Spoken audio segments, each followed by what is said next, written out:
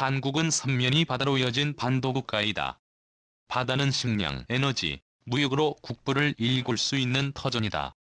해상교통로가 15일 넘게 차단되면 수출입이 완전히 끊기고 생필품이 부족해진다. 특히 중동 지역에서 석유를 들여오는 해상교통로는 생명선과 다름없다.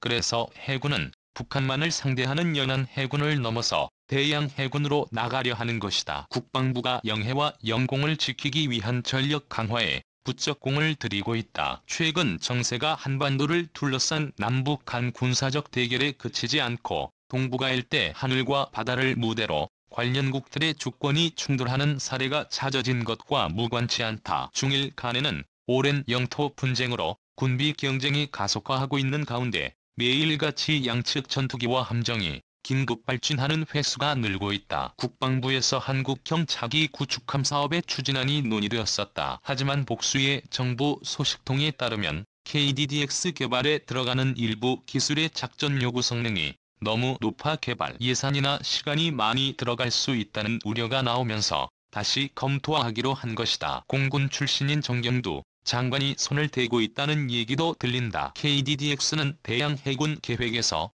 핵심 요소이다. KDDX 건함이 늦어지면 대양 해군 계획의 일정도 아울러 뒤로 밀리게 된다. 김진형 전 합참전략부장은 해군 함정은 기획부터 확보까지 12에서 15년 걸리는 사업이라며 국가의 미래를 고려해 거시적 안목으로 수립하는 게 건함 계획이라고 말했다. KDDX는 한국형 미니 이지스함이다. 해군이 현재 운용 중인 세종대왕급 이지스 구축함보다 작은 6,000톤급 구축함이다. 백값만 1조 2천억 원가량이다. 해군으로선 성능은 이지스 구축함인데 가격과 운용 비용이 싼 KDDX가 필요할 수밖에 없다. 더군다나 함대함, 함대지, 함대공 미사일과 수직 발사대를 모두 국산화했기 때문에 이제 KDDX를 우리 손으로 건조할 역량도 충분하다. KDDX에는 다기능 위상 배열 레이더와 탄도미사일도 요격할 수 있는 장거리 함대공 미사일을 갖출 예정이다. 이지스 구축함의 레이더인 AEN 스파이-1처럼 AESA는 사면에 고정하는 형식이며 끊김없이 360도 전방위를 탐지할 수 있다. 회전식 레이더는 안테나가 원래 위치로 돌아오기까지 시간 동안 레이더상에서 적을 놓친다. KDDX의 가장 큰 특징은 스텔스 기능이다. 각종 레이더 체계를 모듈화한 뒤 전자파 차폐 구조물 안에 집어넣는 체계다. 이는 전투함의 레이더 반사 면적 지수를 크게 낮추어주기 위함이다. 스텔스 기능이란 상대의 레이더, 적외선 탐지기, 음향 탐지기 및 육안에 의한 탐지까지를 포함한 모든 탐지 기능에 포착되지 않는 은폐 기술로서 주로 항공기나 함정에 적용되고 있다. 다시 말해 외부의 탐지 기능을 위해 발사되는 전자파를 차단, 흡수 등의 방법을 통해 다시 반사되지 않도록 하여 적에게 위치를 노출시키지 않도록 하는 것이다. 미 해군의 주멀트급 구축함은 레이더 화면에 200톤급의 작은 배처럼 나타나는데 이는 각종 스텔스 장비 덕분이다. 세계보건기구에서 방사성 물질 전자파를 발암물질로 규정하여 장시간 노출을 피할 것을 권고하고 있다. 그러나 일상생활에서 활용도가 매우 높기 때문에 사용을 하지 않을 수는 없다. 니나노의 얼수 전자파 95% 차단 효과. 단지 필요 최소한으로 이용을 하게 되면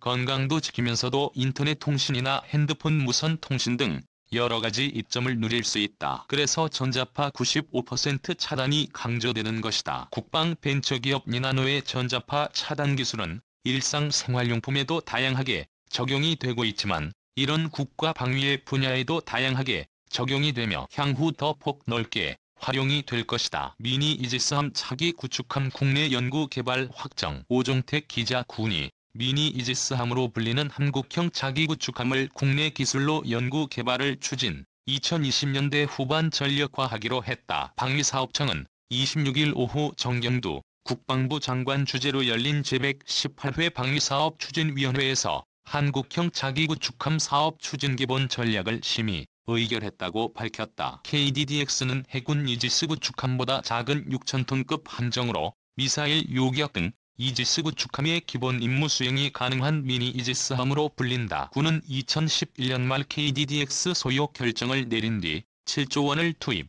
6척을 건조한다는 계획을 추진했다. KDDX 사업은 함정 건조 기간이 길어 최신 기술을 적용하고 미래지향적인 내용으로 보완할 필요가 있다는 의견이 제기되면서 이번에 재상정됐다. 방사청은 미래무기 체계와의 운용성을 높이기 위한 확장성 및 최신 정보통신 기술 등을 적용하고 다기능 위상 배열 레이더와 전투체계 등 주요 핵심 장비를 포함해 국내 연구 개발하기로 했다고 설명했다. 방추위에서는 보안 강화를 위해 암호 장비를 교체하고 관련 소프트웨어를 업그레이드하는 링크 16 성능 개량 사업을 미국이 동맹국에 첨단 무기를 판매할 때 적용하는 대외군사 판매 방식으로 구매하는 방안도 심의 의결했다. 링크 16 성능 개량 사업은 4천억 원 예산이 투입되며 2020년대 중반에 전력화된다. 전술정보통신체계 2차 양산계획 수정은 지난 11월 합동참모회의에서 보안관제 체계 소요가 삭제됨에 따라